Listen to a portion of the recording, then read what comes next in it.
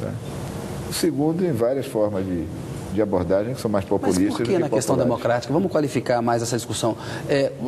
Várias vezes a oposição acusa o Lula e o PT de tentações chavistas. O presidente Lula no poder, por exemplo, ele não foi para um terceiro mandato. Não podia ir. Teria que mudar a Constituição. O Fernando Henrique Cardoso mudou a Constituição para conseguir. Eu nunca achei que o Lula fosse para o terceiro mandato. Pois é. Porque ele é um cara que saiu do Nordeste. Mas só ele é autoritário?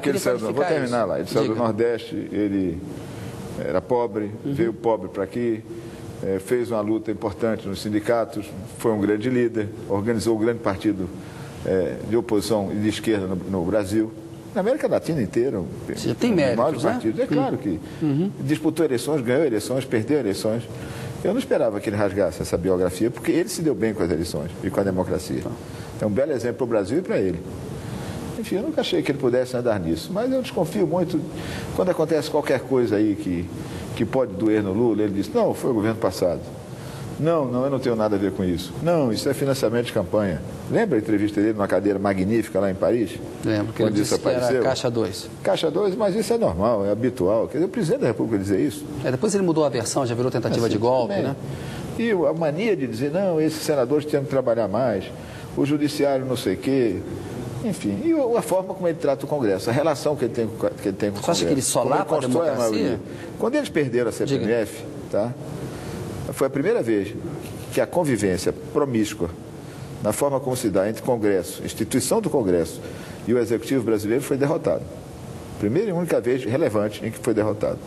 Tentaram o mensalão na Câmara, passaram lá com o que queriam passar, no Senado não passaram. Contavam com 1, 2, 3, 4, 5 adesões que não vieram, porque os favores eram suficientes, mas o cara tinha medo do eleitor em casa, e caminharam para perder. Na última instância, gente como Palocci, etc., que tem cabeça, né?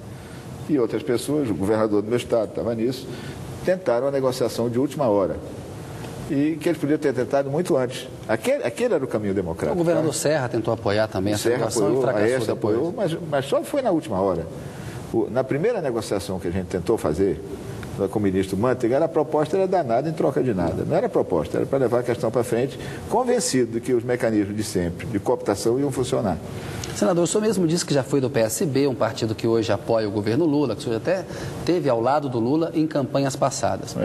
O PT e o PSDB, apesar das divergências que têm disputando o poder, fizeram governos parecidos no sentido de manter uns pilares da política econômica. A política social tem uma discussão qualificada aí, sobre quem fez mais, quem fez menos. O Brasil avançou. Muita gente defende que seria bom para o Brasil uma aliança entre PT e PSDB. Outros acham que não. Qual é a sua opinião? Minha opinião é que há elementos no PT extremamente positivos e que esses elementos não estão tão distantes de nós. Essa é a minha opinião. Mas não é esses elementos que prevalecem no PT. Não são esses elementos. É inviável uma aliança no curto e no médio prazo. Pelo método que está aí, não tem chance de fazer aliança. O presidente sempre teve dividido, falo do Senado, entre uma coabitação com a oposição, uma negociação num bom padrão com a oposição e a política da cooptação. Quando o presidente perdeu a CPMF, ao invés de fazer a opção pela negociação, ele permitiu que se instalasse de maneira clara o ambiente da hegemonia e do rolo compressor, que são esses caras da chamada tropa de choque, isso que está aí. Essa aliança com o PMDB e com José Sarney. Que é a desmoralização do Congresso. Eu não queria fulanizar José Sarney. Sarney é outro assunto. Senador, o senhor sabe que eu tenho respeito pelo senhor e eu quero tratar aqui de uma questão que eu acho importante ouvi-lo, até para o senhor falar se o senhor acha isso uma mistura de público-privado ou não. A Folha de São Paulo fez uma reportagem dizendo que o Senado pagou a viagem da sua filha acompanhando o senhor num tratamento de saúde em Nova York. R$5.000, ou seja... Não, 3.000 e pouco. Enfim, 4.580, segundo o dado que está lá na reportagem, então. Um caso menor em termos de recursos públicos. Agora, muita gente argumentou, senador, que isso representa uma confusão entre o público e o privado, porque já está de tal maneira costumes estabelecidos que se acha normal que o Senado pague as despesas de um familiar do senador.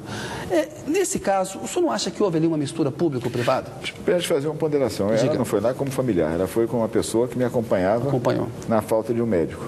Tá? Eu estava com ameaça de câncer, uma doença grave. Claro. E já vinha dela, eu terminei no hospital aqui em São Paulo, fazendo uma cirurgia muito dura, E, numa hora, eu tive que fazer exames nos Estados Unidos, né? Meu médico não pôde ir comigo, e a filha foi comigo. Quer te falar que eu nem sabia que ela tinha recebido essa ajuda. Pois é, na época se manifestou. Eu nem sabia que ela tinha recebido 3, 4 ou 5 mil reais para ir comigo. Se tivesse me ouvido, eu teria dito que não. Eu acho que não deve ter isso, né?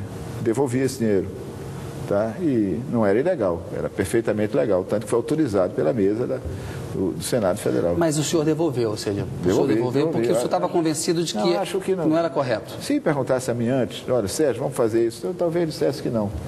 Mas eu quero dizer que isso é um pecado venial e que não tem nenhuma relevância no sentido macroeconômico, microeconômico, nem moral, nem ético. Ela foi lá comigo, me acompanhando numa doença grave, era normal que ela fosse. Saí do trabalho dela e foi lá comigo. O senhor chegou a ter câncer e operou de câncer? Não, eu tinha uma suspeita aqui de câncer, tinha que fazer uma cirurgia total do intestino, né? Fui lá Fez a cirurgia? No Nova York e o diagnóstico era que não era câncer, mas seria câncer. Que poderia evoluir para isso? E, seguramente. Eu teria que fazer a cirurgia com rapidez. Voltei para aqui e fiz. Não fiz lá, fiz aqui. Fiquei uns 2 meses aí no hospital. E está bem hoje? Fora essa maratona da campanha, está bem? Eu podia estar melhor, mas estou bem. Tá certo. Senador, no governo do PSDB foram tomadas ali as primeiras medidas de reparação aos mortos e desaparecidos da ditadura militar.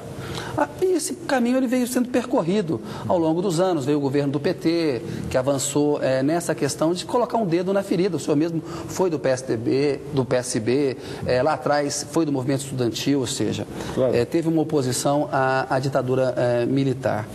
Agora, quando meu irmão foi cassado, preso. Pela ditadura. Agora, quando veio o Plano Nacional de Direitos Humanos, que foi um emaranhado de coisas e tal, o PSDB não deu apoio específico à questão da Comissão da Verdade. Houve uma discussão no partido se deveria dar apoio a essa Comissão da Verdade, que seria uma comissão para tentar restabelecer a verdade histórica. Quem morreu, em que circunstâncias, se foram assassinados ou não. Aí o PSDB não foi contraditório com a própria história? Aí eu estou te falando com tranquilidade. Eu quero olhar para frente e não para trás.